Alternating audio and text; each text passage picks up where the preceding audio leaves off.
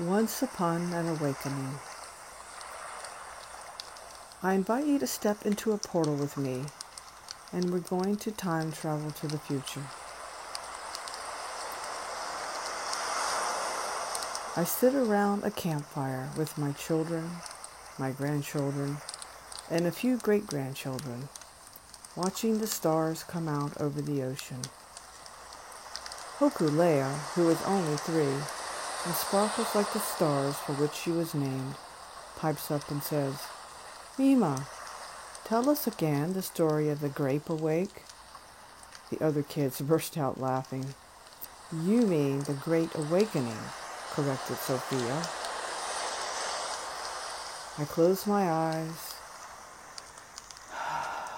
and I take a deep breath. I feel the earth beneath me, a gentle breeze on my skin, and I hear the gentle lapping of the waves on the shore. I open my eyes and look up at the ancestors in the stars, and then gaze into the fire shining in the eyes of the generations around me. Some who walked through the transformational fire of the Great Awakening. Some who will only know the time before as a bedtime story. I began. In the time before the awakening, people had forgotten. They had forgotten the Great Mother. They had forgotten that they were part of Mother Earth, and she was part of them. They had forgotten that they belonged to the land, but the land did not belong to them. They had stopped living in reciprocity with Gaia and with each other. Hokulea interrupted. "What's prosody?" "Reciprocity," I repeated. "Who can say that?" All the children tried to say it, some with more success than others. I answered, "That means we take only what we need from the earth, and we give back to her what she needs. It also means we do the same with each other. It's kind of like sharing and taking turns." The people were not taking care of Mother Earth. They were taking things out of her body to make energy instead of using the sun, wind, water, and free energy like we do now. They were putting blecky stuff in the water and in the air. Mother Earth was sick, and the people were sick in their bodies, and in their hearts, and in their minds. They had also forgotten that even though we have different ways that we like to pray and live, we are all the same inside. We all belong to the species of humanity. They had drawn imaginary lines on the earth, saying that that part of the earth belonged to one group of people and not the other. They had really big arguments and hurt each other. They did not share very well. Then one day, a very bad sickness came everywhere in the world. Many people got sick, and many people got so sick that their spirit could not stay in their bodies. The leaders of the world made everyone stay in their house with their family, so they did not make other people sick. Most people had to do this for more than one moon. You could not go to the park, and you could not go to the restaurant, and children could not go to school. The children all looked at me with wide eyes. They all loved their classes, where they were learning skills that matched their gifts. People were really scared at first. At that time, you needed money for everything. Your house, your food, your clothes. Many people did work every day that they really did not like, just to have money. People were tired from working so much. There were some people who had lots of money, more than they really needed, and there were other people who did not have enough. Some people did not even have food or homes to live in. No reciprocity. Remember that word? With all the people staying in their home, there was no Blechy stuff going into the water and in the air. The animals started to come out and play in the water, and the air got clean. Dolphins were swimming in a place they had not swam in a very long time. Deer were walking around in the street. Families got to rest and play together.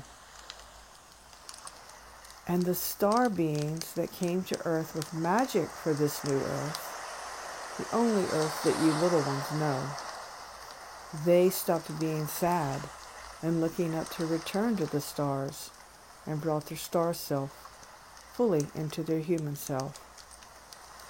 And they gathered together in what was known as the Rainbow Tribe. Each person had their specialty, and together they guided the creation of this world in which you now live. When the bad sickness was gone and everyone could come out again, no one wanted to go back to the way things were. People stopped hurting the earth, and they stopped hurting each other. It was like they woke up from a scary, bad dream. Lots of beautiful art was made, paintings and music and songs and dances, beautiful things to wear. The pretend lines on the earth went away, and people worked together with all the ideas they had come up with to help the earth heal and to help each other heal. Now, everyone has a comfortable home that makes its own energy without hurting the earth. They have clean water and good organic food.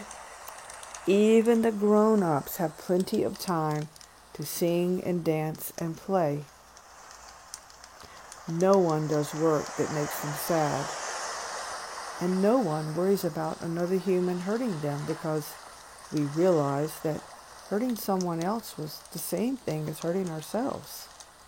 And now we all sing the one song of creation together. The world became a giant web of villages, a circle of grandmothers guided decisions that affect their village and all the villages. They make decisions that make sure we all keep living in reciprocity with Mother Earth and with each other. We want this beautiful life that you all live on this beautiful planet to continue for your children and all the children to come. Sometimes we call the Great Awakening the Great Remembering, because we remembered that our ancestors came from the stars to become indigenous to Earth. When we wake up from the bad, scary dream, we looked to the old ways of the people who were from those original people from the stars. They had not forgotten, and they taught the world how to live in reciprocity again. I expected Hokulea to ask what indigenous meant, totally butchering the word in a very adorable way, but she had fallen asleep in her mother's arms. So now, my dear little souls, keep this story alive so that you always remember that you are part of Mother Earth. She is part of you. You are part of each other. You are stardust, fire and air, water and earth. You are love playing in this beautiful playground called Gaia. Take good care of her, and she will take good care of you. The fire was dying, and eyelids were getting droopy. A small voice quietly requested, "Sing, Mema, sing the stars and the Great Mother. Always, my love, always."